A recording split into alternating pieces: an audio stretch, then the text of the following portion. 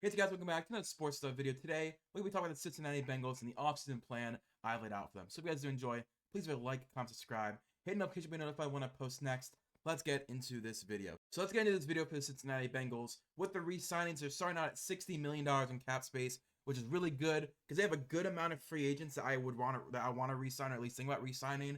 The first one being T. Higgins. So T. Higgins had 42 receptions, 656 yards, and 5 touchdowns this past season. He did have a down year, even though he was healthy majority of the season. I think it was just, you lost Joe Burrow. He was injured when he was playing, and he wasn't a focal point of the offense when he was, when they went to Jake Browning. They really relied on Joe Mixon and Jamar Chase to move the chains. They kind of moved off of Tyler Boyd and T. Higgins. But he's been shown to be an elite wide receiver his first 3 years in the league. He's definitely one of those guys you want to keep in the locker room, and he's a chain moving wide receiver 2 on most. He used to be a wide receiver 1. Cincinnati says they would not let him walk. At minimum, they will tag him. So instead of tagging him, let's just give him the contract he would want. Let's give him a 4-year, $95.5 million deal, $68.5 million guaranteed. That is 71% guaranteed, knowing that you have to pay Jamar Chase next season, in 2 seasons, I believe it is. I think it's a pretty fair deal. He gets around $25 million a year averaged out. He still gets a lot of guaranteed money, 71% million guaranteed. That 3rd year, if you want to restructure and extend him, you can. But I think for what he gives you in this offense, how important he is for this offense, I think it's very important to get him re-signed and not tag him and not trade him. Next up, we have DJ Reader, who's also a free agent. He's been a big piece of this defense. This year, 30 tackles, 2 sacks, and 22 stops. He's been a great D tackle for his entire career, all the way going back to Houston. He's not honestly talked about enough about the better D tackles in the league. I feel like he's one of the better run stoppers and still a good pass rusher. You don't have the replacement on roster yet. And I always say, if you don't have the replacement on roster, don't move on from a player. His contract is tradable at deadline or in the offseason. He's a guy that, whether it's next offseason, he has an expiring, $18 million for what he actually provides you is way more than $18 million. Or at the deadline, you say, you know what, we drafted his replacement. The replacement is outplaying him. We can trade him. It's still a pretty solid contract that most people in the league would pay DJ Reader. It's a shorter term deal, but it's more guaranteed money. If you can keep DJ Reader, I definitely would rather keep DJ Reader than move on from him. I gave him a 2-year, $36.5 million deal, 26 3/4 guaranteed. That is 73% guaranteed. Next up, we have our cuts and trades. We're down to $18.5 million. The first cut I'm going to be doing is Alex Kappa, their offensive guard. He had a 65 PFF grade, 59 pass blocking, 67 run blocking, 4 penalties, and 4 sacks allowed. He's been a solid player since coming over to the Bengals. He's not worth being the money being paid. Again, he's solid, but he's not worth $7 million in my opinion. He can get younger and get better through the draft and free agency. You save $7 million cutting him. I think that'd make the most sense. We've seen this iteration of the offensive line not work, and Alex Kappa is not the worst player on the line, but he's definitely being paid a lot of money. Same with Ted Karras, the center from the Patriots, went over to the Bengals. 67 PFF, 70 pass blocking, 64 run blocking, 1 penalty, 6 sacks.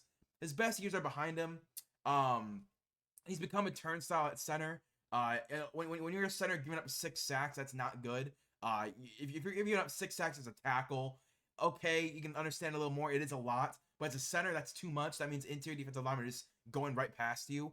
He's played almost every snap for his team since coming to the Bengals, so I could see a world where they do keep Ted Karras, but I think they just need to improve at the position. You saved $7 million cutting him, so you saved $13 million so far with just the 2 cuts I've made. Then Nick Scott, the safety they signed from the Rams. I couldn't find a picture of him in a Bengals uniform that I liked. But he had 37 tackles, a 41 PFF grade. He allowed 78% of his targets to turn to receptions. He's not good at run defense either. So he's not good at coverage, not good at run defense. What is he good at for this team? He's not worth having on the roster. Jordan Battle and Dax Hill have been great, and they outplayed him, and they're both starting now. He saved $3 million cutting him. Draft a rookie to play his 3rd safety part, $3.3 million. I'm doing it just because of what he actually doesn't bring to the team. Then the restructures I'm going to be doing, Joe Burrow, Trey Hendrickson, and Orlando Brown. I'm going to be doing the restructure to open up $20 million in cap space. And in free agency, I have $55 million. And the first signing I'm going to be doing is Tyler Biadasz. Tyler Biadasz, 69 PFF grade, 63 pass blocking, 68 run blocking, 3 penalties, and 3 sacks allowed. While he's not like head and shoulders above Ted Karras, he is only 26 years old, so he's 5 years younger, and you can get him for a lot cheaper than what you're paying Ted Karras long term. He's been a solid starter for Dallas the last 2 years. He's young and he's entering his prime at 26 years old. He has lots of starting experience for his age. He started since day 1 in Dallas. I just think Dallas wants to upgrade over Tyler Biadasz, but I think Tyler Biadasz is still an upgrade over Ted Karras. So I gave him a 3-year, $38.5 million deal, 22.5 guaranteed. That is 59% of it guaranteed. Um, Again, I don't think Tyler Biadasz is an All-Pro Pro Bowl center. In my opinion, he might have been a Pro Bowler this year, but I don't think he's gonna be consistently that level. But he's better than Ted Karras. He's 5 years younger. He can still grow and develop into his prime. But Ted Karras is on the downwards of his career. I think going for Tyler Biadasz makes more sense. Then I'm going to be signing John Simpson from the Ravens. He had a 57 PFF grade, 62 pass blocking, 57 run blocking. He had 11 penalties and 1 sack allowed this season. 11 penalties is a lot. If he can lessen his penalties, he can become a really good guard. You can get him for dirt cheap. You saw he played well for the Ravens when it came to actual like statistics and per snap. What was his win rate per snap? It was actually pretty good for what he was asked for. He started all the season. You can get him for dirt cheap, $2 million. And I think him and Alex Kappa, their stats are almost the exact same. Honestly, John Simpson allowed a lot more penalties.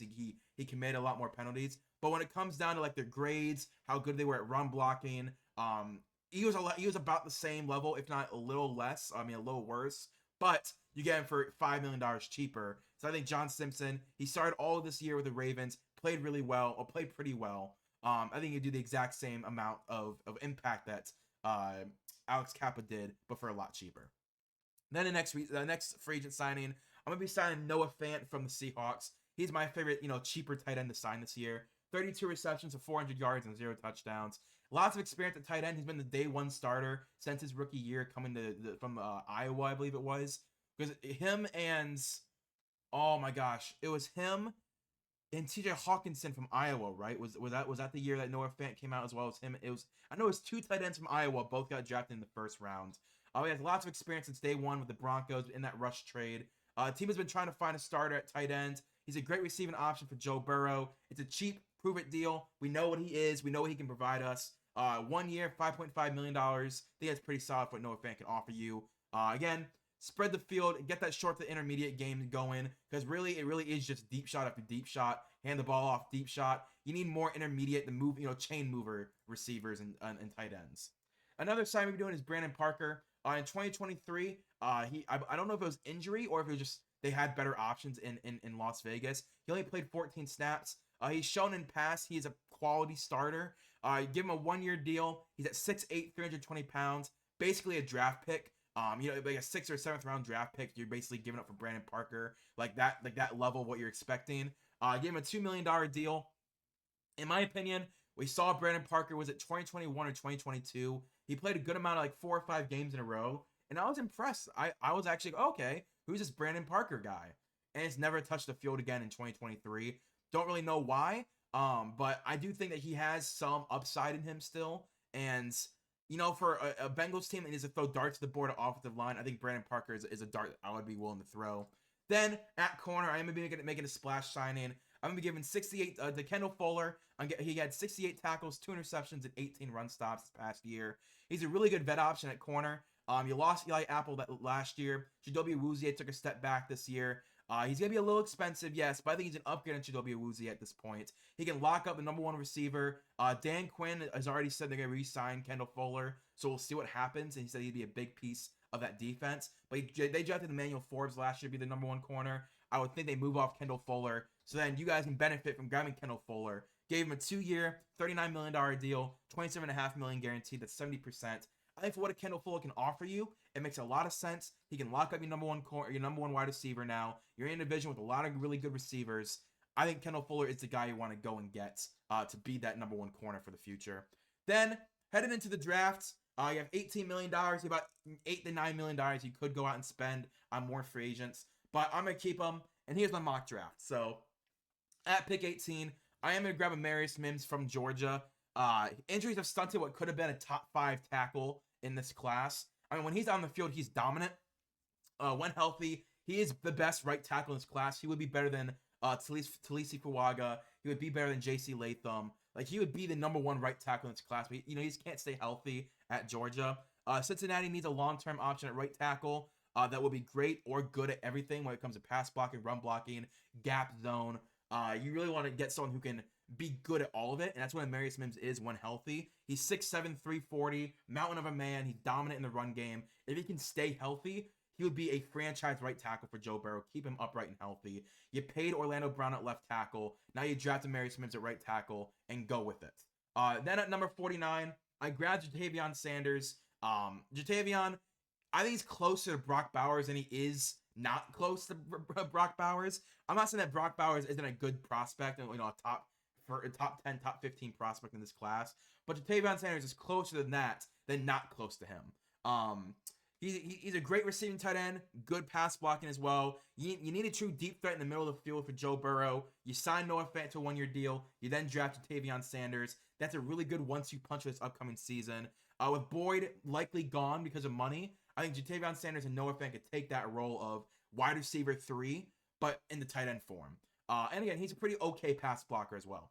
Then at pick 80, I'm grabbing Brandon Fisk. He's one of my risers at D tackle. I think he's more of a top 50, top 60 pick than at number 90 as PFF has him. He's good at everything. There's not really a downside to his game. He can replace BJ Hill day one. I think he's a day one starter for them. BJ Hill, he's another guy in the downturn of his career. I think Brandon Fisk can come in, start immediately, and you get it going. Then at 115, I have Zach Zinner. Zach was a rising prospect before he got injured. If he did get injured, he'd probably be a day 2 pick, maybe even in the 2nd round. Maybe him and Christian Haynes would be battling out for a number 1 guard in this class. He was an important piece in Michigan's run game in their championship season. If he can rehab, I don't see a world where he's not the starter in the future for the Cincinnati Bengals. Then at 151, I'm gonna grab Isaiah Williams out of Illinois. You guys know I love my Illinois boys this year. Almost every prospect they're shooting out this year, I'm a big fan of. Williams, he's a great short to medium threat. I think he can take Tyler Boyd's minutes day one. Him and Andre Yoshivas can be that wide receiver 3 for this offense. He's one of the better slot options in this class. He was a 1,000-yard receiver at Illinois this year. He's a fluid route runner, but not one of the better ones in the class. But for the 5th round, he's a pretty solid fluid route runner. I think it'd be a good option for them to replace Tyler Boyd's snap count with him and Andre Yoshivas. Then at 173, Andrew Phillips. I kept saying Andrew. It's Andrew Phillips out of Kentucky. He's been a solid corner for Kentucky the last 2 years. All that defense really suffered this year when it comes to performance. No one played well. I think Andrew Phillips is one of the better performers at Kentucky. He had 15 missed tackles this year. That could be an issue. But if you can get that fixed, I think Andrew Phillips can be a solid rotation zone corner for you. Then Jasheen Davis, another guy I'm a big fan of. One of my late round gems in Jasheen Davis out of Wake Forest. His value will be amazing for Cincinnati in the 6th round. I don't see him going earlier than the 5th round. So I think no matter what, wherever he goes, he's gonna be like the Detroit Lions. Was it Charles Harris or who was it? They like last year or 2 years ago, the Detroit Lions had a UDFA player who was giving them significant pass rush minutes. I think that's exactly what Jasheen Davis can be. That rotational pass rusher will never be a 4-down pass rusher, but in situations, he's going to get to the quarterback. He's going to produce. He's going to have an 8, 9, 10-year pass rushing career in the NFL. He had 8 sacks this year. He had 7 or more sacks every year of his college career. He's 6'3", 260. It's a good frame for a pass rusher. I think that Cincinnati needs to build in its pass rusher room. It's honestly pretty weak after Sam Hubbard and Trey Hendrickson. You need to get more depth, get more solid at rotation guys right now. Then at 238, I got Jordan McGee from Temple. Jordan, he's a better linebacker, but falls due to his competition. Didn't face a single team that was ever ranked in the top 25 this year. Yikes. But I think he still played better than what his team faced. I think he was dominant when he was being thrown against. He played amazing everywhere. He's good at blitzing, good at run defense, good at coverage linebacker. He's just a good option. I wouldn't be surprised if we see a Jermaine Pratt type of rise, because Jermaine Pratt was a 5th round pick and turned into one of their starters. I think Jordan McGee in a year or 2, maybe even 2 or 3 years, can be that starter for them. And we'd be like, wow, how did he last for the 7th round? He's a pretty good linebacker. I think that's exactly what Jordan can turn into in the future. Then at 254, Mark Perry from TCU. It's a safety that played box and free safety. You guys know these 6th, 7th round guys. I like versatility, because if these guys either start in a pinch because of injury, they can start anywhere at their position, and that's one of those guys. 6 foot, 215, good frame for a safety. He can replace Nick Scott's 3rd safety role, or be a 4th safety in case of injury. You break in case of emergency. I think it's a pretty solid class. You got starter in Mims, potential starter in Sanders, starter in Fisk, future starter in Zinter, potential starter in Williams. depth corner, depth edge, depth linebacker, depth, like this is a class full of guys that will actually play minutes for you either year 1 or year 2 because of injury. But if you guys enjoy, please like, comment, subscribe. But what this class brings you is not only impact players right now, but also in the future. But if you guys enjoy, please like, comment, subscribe. Hit the notification to be notified when I post next. I'll see you guys later. Peace and bye.